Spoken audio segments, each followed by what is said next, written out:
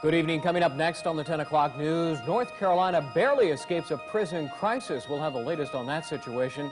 And the Postal Service is dealing with a major financial cut. We'll have a report on how it could affect you. I'm John Rendleman. Tonight in sports, we'll have Air Jordan action from New Jersey. We'll have those stories in the weather forecast just ahead on the 10 o'clock news. From Counterforce 40, North Carolina's only 10 o'clock news is next.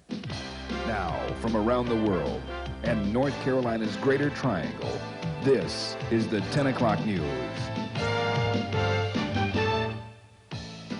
Good evening. I'm Jarrett. North Carolina's prisons are bursting at the seams, but fortunately, the inmate population eased downward just enough to prevent emergency measures from taking effect.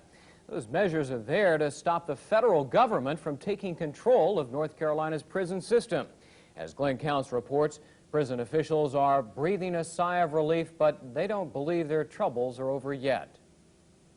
No one is sure why, but the inmate population always seems to swell at this time of year. For 13 straight days, the prison population bulged with 17,471 prisoners, 11 more than the maximum. In Raleigh, Glenn Counts, the 10 o'clock news. Now to politics. The spotlight is getting much brighter in New Hampshire, 6 days away from the first primary. Presidential candidates are campaigning hard right now, hoping to pick up last-minute support. Pat Robertson said today he is on the winning edge.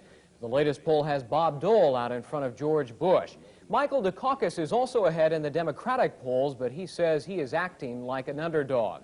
When the 10 o'clock news continues, Tim Brown joins us with part 3 of his special series on foreign investments in North Carolina. And tonight we'll look at the problems that could result in our economy from those foreign investments. Stay with us.